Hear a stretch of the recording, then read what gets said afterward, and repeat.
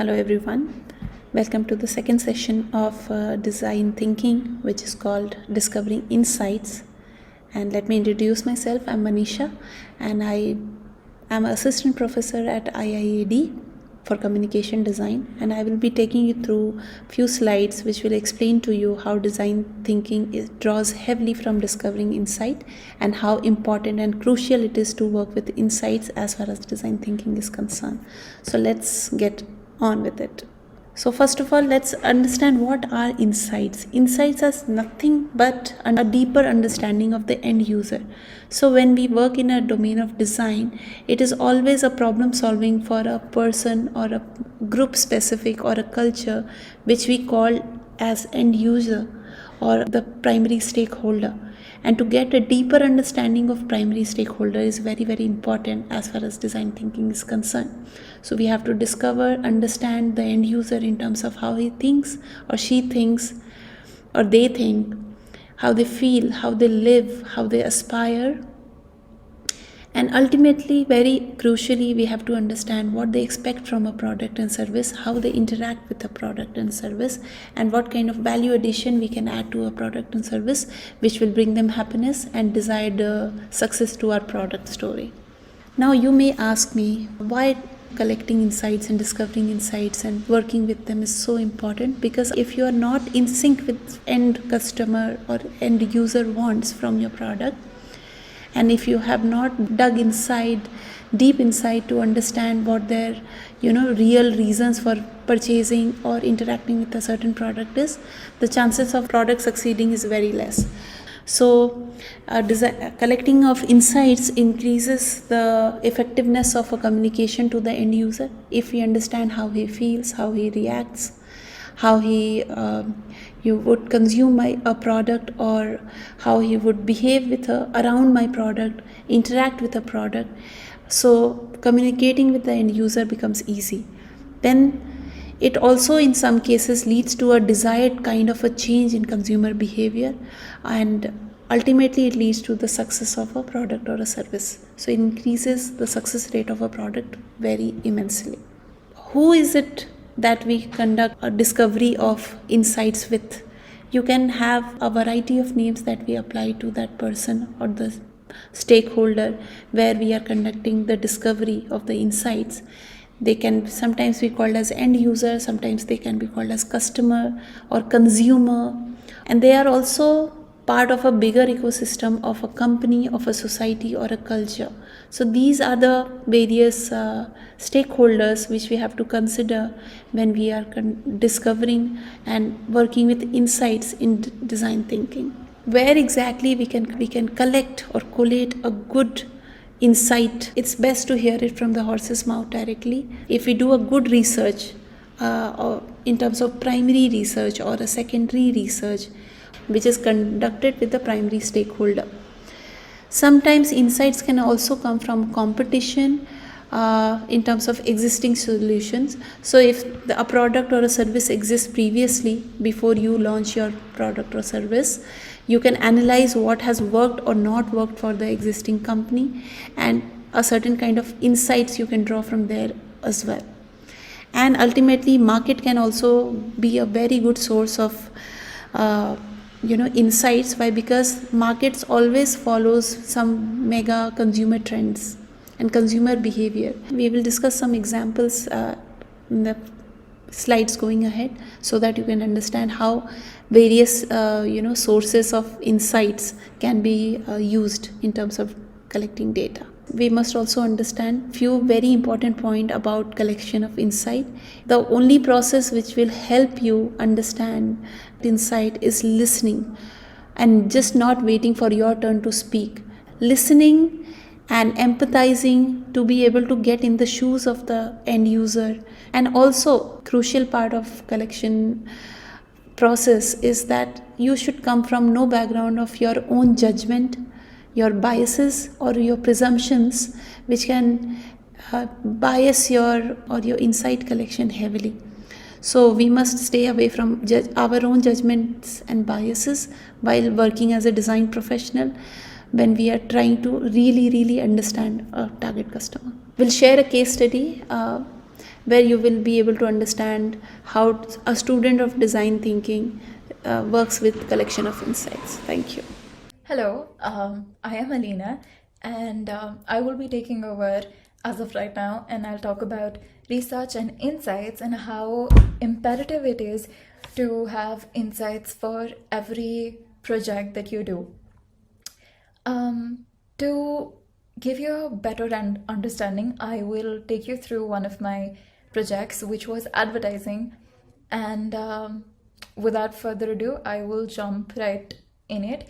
Before I start, I should tell you that we all have very different processes when it comes to design. But the three major and most integral steps in a process are research, ideation, and generation of that design. When you are researching, you're primarily learning about the audience that you're catering to. By audience, I mean it can be a product that you're working on, it can be a brand, it can be anything under the sun. You need to empathize with it, you need to understand what personality does the brand have, and from that understanding, you gather insights. By insights, I mean that the information that you've gathered, they will help you create an understanding and a personality for that brand or the product. As a third year communication design student, I can tell you how important it is to understand the usage of insights and how you can apply all the insights that you've gathered from your research to the outcome of your project. To do that, I will talk about my advertising project. Our objective was to come up with an ad campaign for a given brand. The brand I chose was Happy Dent. And if you know, Happy Dent has a very quirky and a very fun personality. It has very wild ads that we see all around. So what exactly is Happy Dent? Happy Dent was it's a quick fix for bad breaths. It was the first ever teeth whitening gum. It claims to give you healthy teeth and healthy gums, and its main idea is to leave you with a smile that can light up an entire room.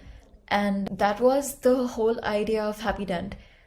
This is what I found with my research, and from that research I had to collate all of these things into the insights as to who am I targeting, and why is it that the brand targets such people. From that, my insight was that the brand targets primarily the youth, and it also caters to chain smokers who use gum as a mouth freshener. And then you just have those the not too serious shoppers who just want to have it for the sake of having it. From these, I had to go back to the previous work that Happy Dent had done to understand as to how do they put their insights, their brand value, and the value that they're putting in their ads to showcase what they had in their mind for the brand. So these are just a few snippets, so you can have a look.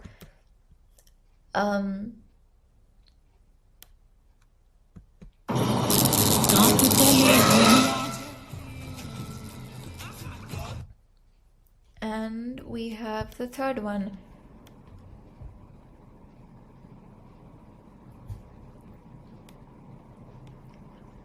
So the purpose to look at the previous works is to understand as to what problem is it that they're catering to. If you look at the first ad, they're talking about a social cause, while the second ad is just to add a fun element about how white your teeth can be, and the third ad is it's just a hyperbole. It's playing around with the nature and the tusks being so white that it can light up an entire forest. I had to analyze my insights, which led me to understand what exactly is it that Happy Dent wants to convey. The director of these ad films, Prasen Joshi, he said that India is a pan chewing country. Most of the people, they chew on tobacco or pan, and they have dirty teeth. To make them shift from pan to a chewing gum society is going to be very tough. So we had to come up with something so profound that it can make that balance, that shift from pan to gum. And with that, I found my problem statement. With my insights, I knew that these are the few things that I have to target. So I need to, using the previous ads, I need to trigger a sense of thoughtfulness, and but it doesn't necessarily need to be too heavy, and it needs to be very fun, because that is the brand language. You can't go against the brand's identity. So I had to stick with being quirky and having a sense of fun element. And yeah, so we have a humorous, fun take on all of the pan chewing society that we have. With that, I iterated. So these are a few of my iterations. This was that you will have a mirror like poster, and I'll plaster a full smile to show. This will be in an area where people will spit pan, so the person who's spitting pan, they can actually see how their teeth would look like if they did not have pan in them. This was to carry forward their legacy of a smile that can brighten up an entire room. So you have an apartment building, and there are people smiling across, playing around with each other with their smiles after chewing on Happy Dent. With these iterations and ideation, I came up with the with the ad campaign Jab Chabao Tab Savera, which means whenever you chew, it's morning for you. This was one of the posters that I had. So you have an apartment building, there are kids, students just fooling around, playing around with each other, having a gala time, and all of them, they've chewed on Happy Dent. Moving on, this is a work in progress. This is a take on the lighthouse and how it provides light to all the sailors and everyone. So instead of the light, we have a person who chewed on Happy Dent, and he's been going around the entire lighthouse providing light for the sea goers. Finally, this was to show the legacy of the smile, which brightens up everyone.